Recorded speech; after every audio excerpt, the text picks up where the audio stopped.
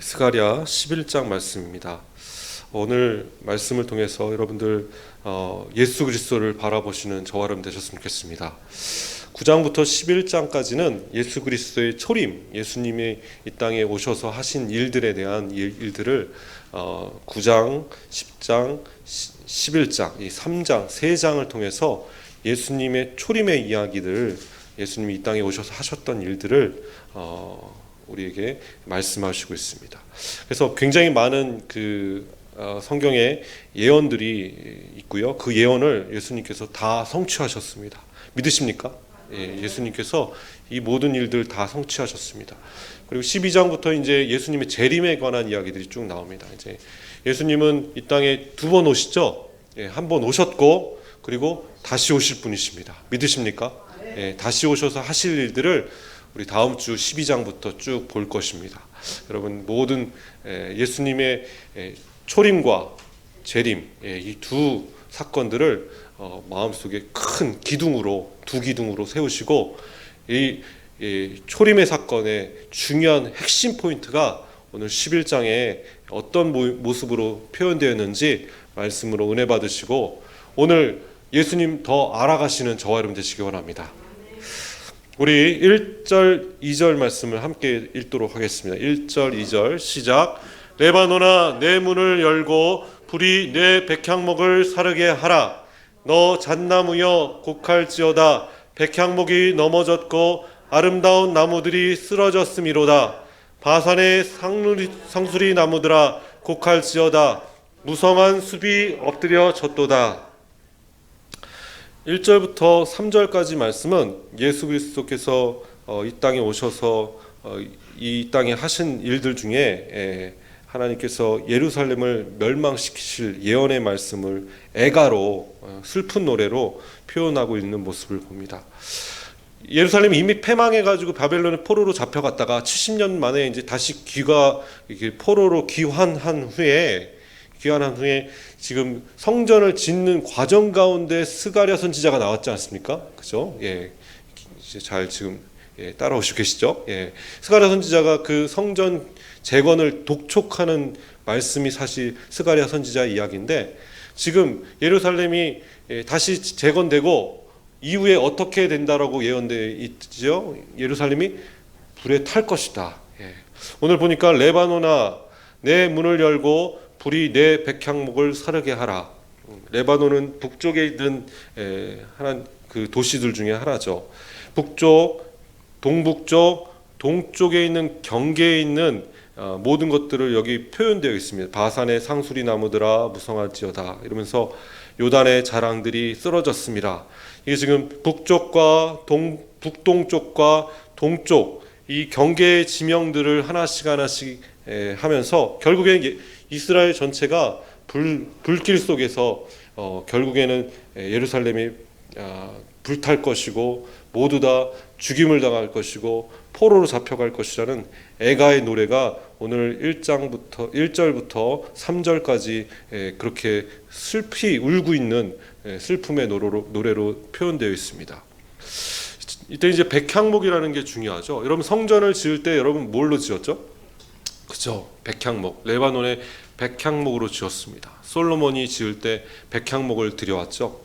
백향목이라는 그 목재는 수입품입니다. 그죠? 사실 유대인들은 집을 지을 때 뽕나무를 사용해요. 뽕나무를 사용하고 그 뽕나무를 사용해서 튼튼한 그 뽕나무를 사용해 가지고 뼈대를 만들고 뭐 이렇게 여러 가지 건축 자재를 쓰는데 백향목 썼다 그러면 여러분 수입 자재죠. 백향목은 그 나무들 중에 가장 큰 나무이고 그리고 비싼 나무입니다. 그래서 성경에는 백향목 그리고 제일 꽃대리 그 끝에 있는 식물 중에 하나가 바로 우슬초. 그래서 솔로몬이 백향목과 우슬초를 비교하면서 가장 좋은 나무, 가장 좋은 건축 자재는 뭐라고요? 백향목이고 가장 쓸데없이 별 볼 일 없는 것이 그 우슬초. 그 담장을 이렇게 꼬아서 올라가는 그런 넝쿨 같은 그런 것 그리고 사방에 그냥 풀같이 그냥 널려져 있는 그 우슬초.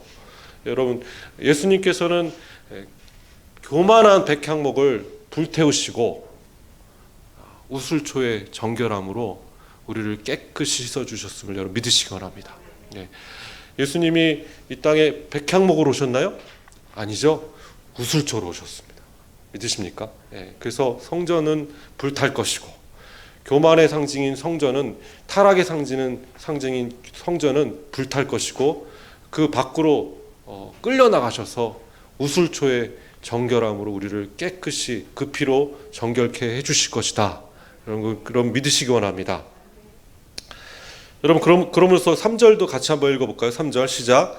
목자들의 곡하는 소리가 남이여 그들의 영화로운 것이 쓰러졌음이로다. 어린 사자의 부르짖는 소리가 남이여 이는 요단의 자랑이 쓰러졌음이로다. 예. 그 모든 부르짖는 소리가 곳곳에서 펼쳐지는데 특히 목자들의 곡하는 소리가 날 것이다. 여러분 곳곳이 이제 불탈 것이라는 거죠. 그 초장, 이스라엘의 아주 멋있는 초장들이 어떻게 된다고요? 다 불탈 것이다. 그러면서 그 불탄 초장을 보면서 목자들이 슬피 울 것이고 심지어는 짐승들, 어린 사자들이 부르짖는 소리가 짐승들이 곳곳에 불타기 시작하니까 울부짖는 소리가 요단의 자랑이 쓰러졌습니다라고 표현되어 있습니다. 그러면 이렇게 시적인 표현을 지금 쓰고 있죠. 시적인 표현. 예루살렘의 패망에 관한 시적인 표현으로 오늘 1절부터 3절까지 그렇게 표현되어 있습니다. 4절 말씀 함께 읽겠습니다. 4절 시작. 여호와 나의 하나님이 이르시되 너는 잡혀 죽을 양떼를 먹이라. 여러분 이렇게 예루살렘이 패망하고 있을 때 우리가 해야 될 일은 세상이 정말 경제가 안 좋고 정말 하나님 재림하실 때 멸망의 때를 치닫고 있을 때 우리가 해야 될 것은 무엇입니까? 먹이는 일입니다. 누구를 먹여야 되죠? 양떼를 먹여야 됩니다. 여러분 베드로에게 맨 마지막에 내 양을 먹이라 라고 말씀하셨죠. 그죠? 예수님이 직접 찾아가셔서 내 양을 먹이라. 두렵고 떨고 막 도망친 이 베드로에게 찾아가셔서 내 양을 먹이라. 사명을 깨닫게 하시는 하나님이심을 여러분 믿으시기 원합니다. 우리의 사명은 뭐죠, 여러분? 양떼를 먹이는 일입니다. 심지어는 그 양떼가 여기 보니까 잡혀 죽을 양떼라도 곧 도살될 양떼라도 그 양떼를 위해서 우리는 해야 될 게 뭐라고요? 먹이는 일입니다. 오늘 이렇게 참 교회에서 저녁을 먹은 적은 별로 없는데 우리 이렇게 몇 분이 모여가지고 여기서 이제 밥을 먹었어요. 오기 전에 햇반에다가 같이 이제 닭곰탕 그런 거 비비고 해서 나온 거 이렇게 해가지고 같이 밥을 먹었습니다. 맛있었나요? 네. 드신 분들 여기 계시네. 같이 먹었거든요. 같이 이렇게 먹는다는 게 참 소중한 일입니다. 그래서 특히 하나님 말씀을 먹이는 일이 우리 교회의 사명임을 여러분 믿으셨으면 좋겠습니다. 저희 섬길교회는 먹이는 사역만 하자. 그래서 실제로 육적으로도 먹여야 되고 또 뭐 해야 되죠? 영적으로 말씀을 먹이는 일. 그걸 정말 열심히 하자. 그러고 보니까 제가요 매주 빠짐없이 진짜 그 설교 매일 하고 있고 지금 설교는 매일 하고 있고 성경 공부도 거의 매일 하고 있어요. 거의 매일 하고 있습니다. 빠짐없이 이렇게 양을 먹이는 일, 이 일을 열심히 하다 보니까 저도 하나님 말씀으로 가득 채워지는 느낌들을 많이 느끼게 됩니다. 그 양들이 잡혀 죽을 양들이 될지라도 우리는 끊임없이 해야 될 것은 먹이는 일입니다. 여러분 믿으십니까? 5절 말씀 함께 읽겠습니다. 5절 시작. 사들인 자들은 그들을 잡아도 죄가 없다 하고 판자들은 말하기를 내가 부요하게 되었은즉 여호와께 찬송하리라 하고 그들의 목자들은 그들을 불쌍히 여기지 아니하는도다. 여러분 거짓 목자들의 특징 중에 하나는 바로 양떼를 불쌍히 여기지 않는 것입니다. 그 당시 이제 삭군 목자들이 있습니다. 진짜 뭐 이렇게 성경에 나오는 그런 명칭이 아니라 삭을 받는 목자, 자기 양떼가 아니라 고용된 알바들, 알바생들이 있었어요. 그 알바생들은 여러분 양떼가 좀 몇 마리 이렇게 좀 떨어져 나가도 신경 쓸까 안 시켰을까요? 전혀 신경 쓰지 않아요. 특히 광야에서는요, 언제 그 짐승들이 공격할 수도 있기 때문에 짐승들이 갑자기 그 이동하고 있는 양떼를 뒤쫓아올 수도 있는 이고, 그럼 목숨 걸고 목자가 달려가야 되는 일이 벌어지잖아요. 그러니까 삭슬 받는 목자들은 어떻습니까? 그냥 몇 마리 떨어줘야지 자기도 안전한 거예요. 그래서 몇 마리 쫓아오지 못해도 그냥 내버려 놓고 갑니다. 그죠? 그럼 사꾼 목자들의 특징은 그렇게 양떼를 불쌍히 여기지 않는다는 것이죠. 여러분, 양떼를 불쌍히 여기는 사람이 바로 선한 목자임을 믿으시기 원합니다. 사들인 자는 그들을 잡아도 죄가 없다 하고, 판자들은 말하기를 내가 부유하게 되었은즉 여호와께 찬송하리로다 하고, 그들의 목자들은 그들을 불쌍히 여기지 아니하는도다. 여러분, 오늘 말씀을 통해서 거짓 목자, 사꾼 목자와 선하신 목자이신 예수 그리스도를 구분하실 수 있는 저와 여러분 되시길 주님의 이름으로 축원합니다. 6절 말씀 함께 읽겠습니다. 6절 시작. 여호와가 말하노라 내가 다시는 이 땅 주민을 불쌍히 여기지 아니하고 그 사람들을 각각 그 이웃의 손과 임금의 손에 넘기리니 그들이 이 땅을 칠지라도 내가 그들의 손에서 건져내지 아니하리라 하시기로. 이게 이제 좀 그 끊고 해야 말씀을 좀 읽어야 될 것 같습니다. 여호와가 말하노라 내가 다시는 이 땅 주민을 불쌍히 여기지 아니하리라. 이 땅 이 거짓 목자들을 따르는 사꾼 목자를 따르는 이런 저들을 하나님께서 불쌍히 여기지 않으시고 반드시 그들을 치게 하시고 심판하실 것이다. 그것은 주인이신 하나님께서 결정하신 것이죠. 그가 그렇게 하시겠다면 그렇게 하시는 것입니다. 믿으십니까? 그 심판에 대해서 우리가 왜 하나님 우리를 심판하십니까? 라고 우리가 반문할 수 있습니까? 없습니까? 없습니다. 왜냐하면 그분의 양떼이기 때문입니다. 누구의 양떼라고요?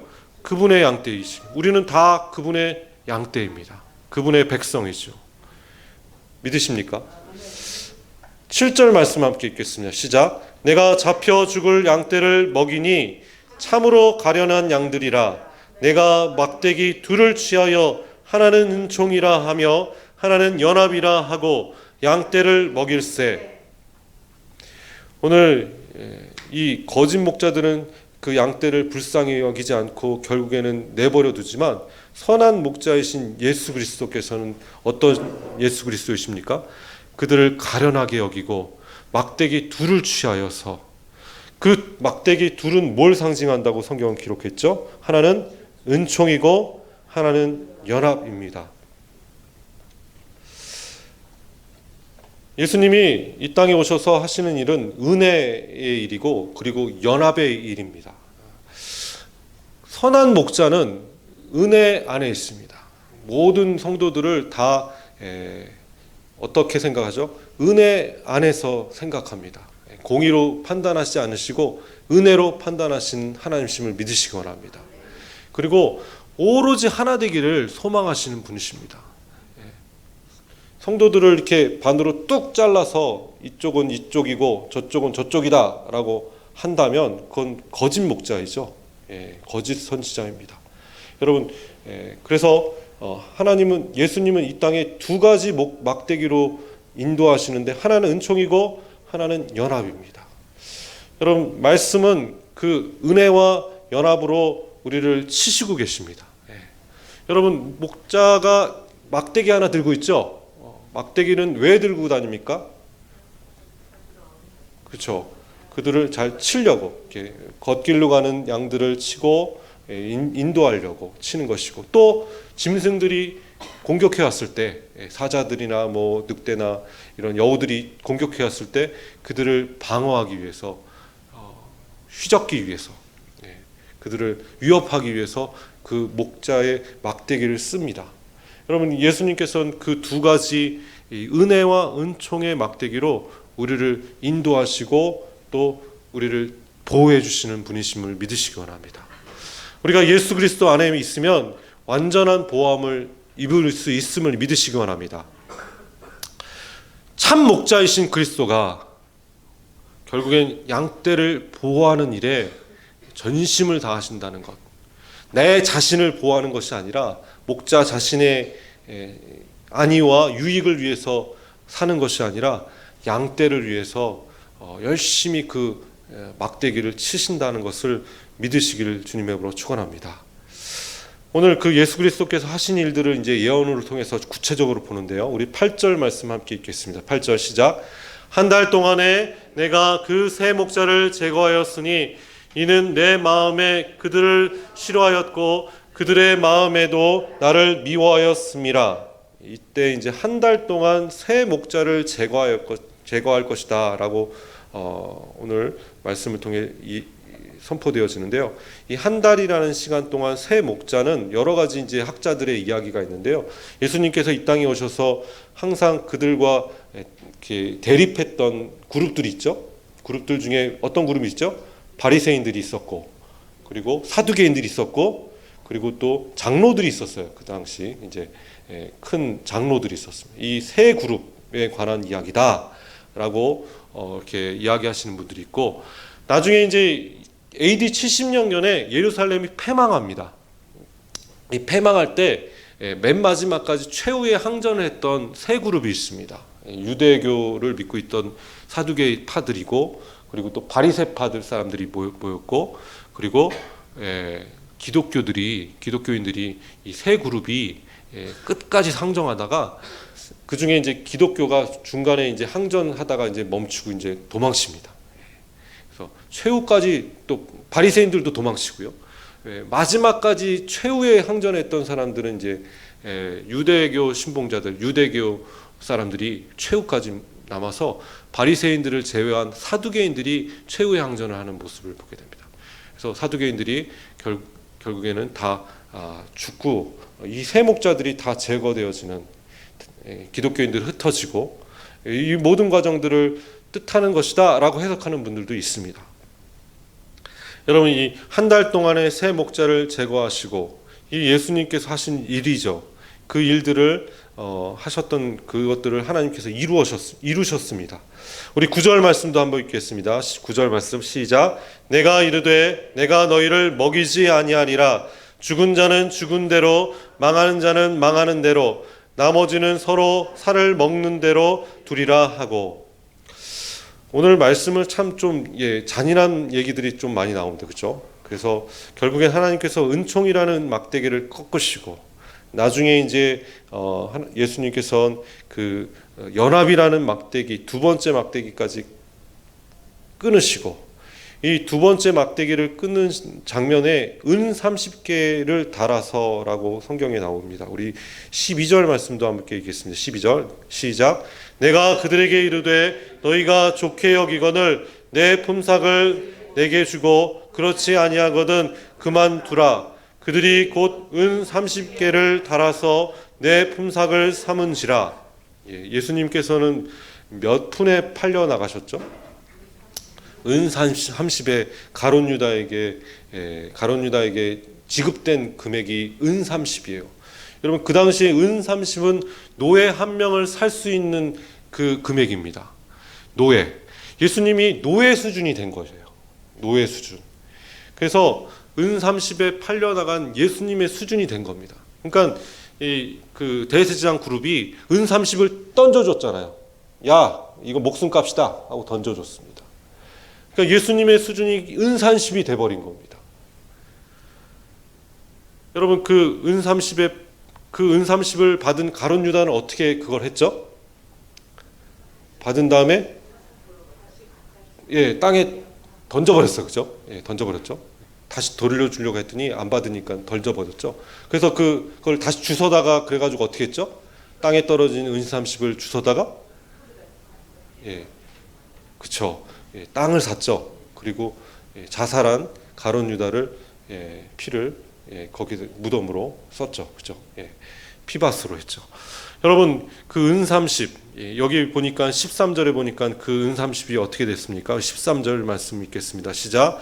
여호와께서 내게 이르시되 그들이 나를 헤아린 바 그 삭슬 소기장에게 던지라 하시기로 내가 곧 은30을 여호와 전에서 토기장에게 던지고 또 내가 또 연합이라 하는 두째 막대기를 꺾었으니 이는 유다와 이스라엘 형제의 의뢰를 끊으려 함이었으니라. 여러분 이스라엘과 유다의 그 모든 그 언약들 하나 되겠다는 형제의 의리를 끊는 그 두 번째 막대기가 끊어졌습니다. 이제 북이스라엘과 유다가 나눠진 것처럼 그 유대인들이 뿔뿔이 흩어지는 역사가 이루어지죠.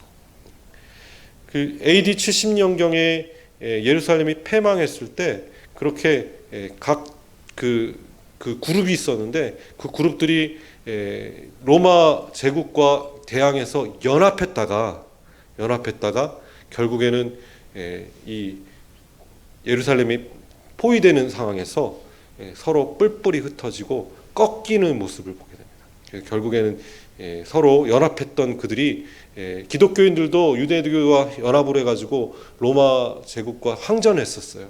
근데 이 기독교인들이 빠져나가고 바리새인들도 빠져나가고 그래서 몇몇 남은 사람들이 최후 항전하다가 몇만 명이 죽었는지 아십니까? 150만 명이 죽었습니다. 150만 명이 그 자리에서 몰살당했고 110만 명이 포로로 잡혀갔습니다. 어마어마한 학살이 일어났죠. 로마의 그 제국이 결국에는 예루살렘을 AD 70년경에 패망시키면서 150만 명을 학살하는 장면이 오늘 우리 본문의 예언이 그렇게 이루어졌다는 것을 볼 수가 있습니다. 15절 말씀도 같이 한번 읽겠습니다. 시작. 여호와께서 내게 이르시되 너는 또 어리석은 목자의 기구들을 빼앗을지니라.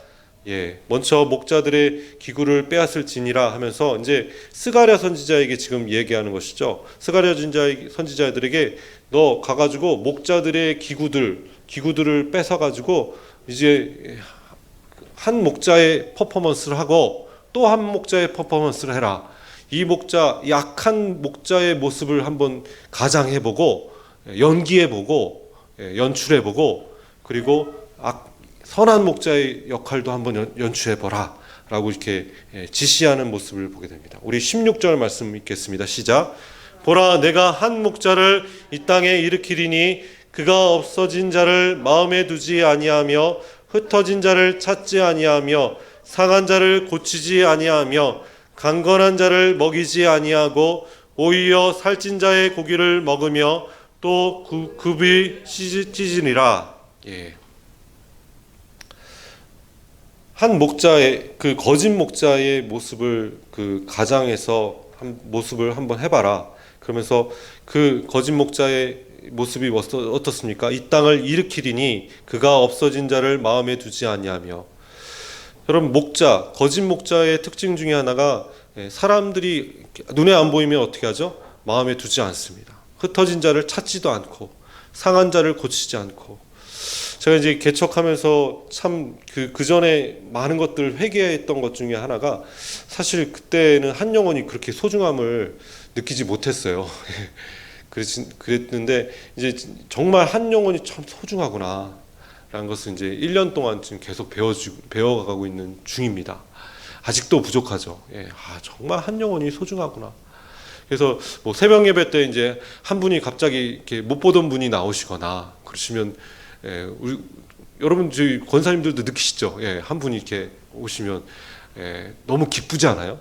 그죠? 주일날도 안 보이셨던 분이 나오시거나 못 봤던 분이 갑자기 나오시거나 그러면 여러분 너무 기쁩니다. 그런 그 목자의 심정이 그래야 될 줄 믿습니다. 아멘. 그게 예수님의 마음이죠. 예수님의 마음이고 선한 목자의 마음입니다. 여러분 그 예수님의 마음을 다 마음에 품으시기 원합니다. 화했을 친저 양떼를 버린 못된 목자여. 우리 같이 한번 17절 같이 한번 화했을 친저 함께 읽겠습니다. 시작. 화이스진저 양떼를 버린 목된 목자여, 칼이 그의 팔과 오른쪽 눈을 내리리니 그의 팔이 아주 마르고 그의 오른쪽 눈이 아주 멀게 멀어버리리라 하시니라. 예, 양떼를 버린 목된 목자는 어떻게 하나님께서 심판하신다고요?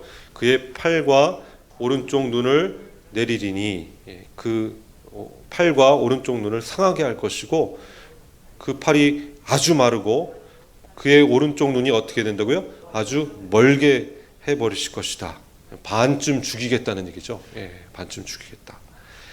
하나님께서 양떼를 버린 목된 목자들을 반드시 심판하시는 분이십니다. 참 이 무섭고 떨리는 마음으로 이 말씀을 받아야 될 줄 믿습니다. 우리가 각자 따르고 있는 목자도 있고, 또 여러분들을 따르는 양떼들도 있지요. 예, 여러분 가정의 자녀들도 있고, 그 양떼들을 여러분 버려두지 않고 먹이시는 저와 여러분 되시기를 주님으로 축원합니다. 오늘 말씀을 통해서 하나님은 우리를 결코 혼자 두지 않으시고 선한 목자이신 예수님께서 우리와 함께 하심을 믿으시기 바랍니다. 한순간도 하나님의 보호 없이는 우리는 안전하게 살 수가 없습니다. 예수님이 없이는 우리는 한순간도 살 수 없습니다. 믿으십니까? 그리고 하나님의 음성을 듣지 않고 그 선한 목자이신 예수님을 따라가지 않는다면 두려운 심판밖에 없습니다.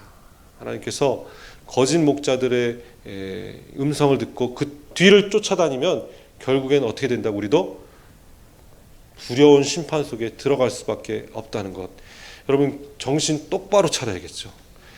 내가 어떤 길로 가고 있는지 여러분 계속 점검하셔야 됩니다. 이게 지금 하나님 원하시는 길인지, 내가 지금 예수 그리스도를 따라가고 있는지, 선한 길로 가고 있는지 우리는 계속 점검하고 확인하고, 내가 그렇지 않고 있다면 멈추고 다시 예수 그리스도를 따라가시는 저와 여러분 되시기를 주님으로 축원합니다.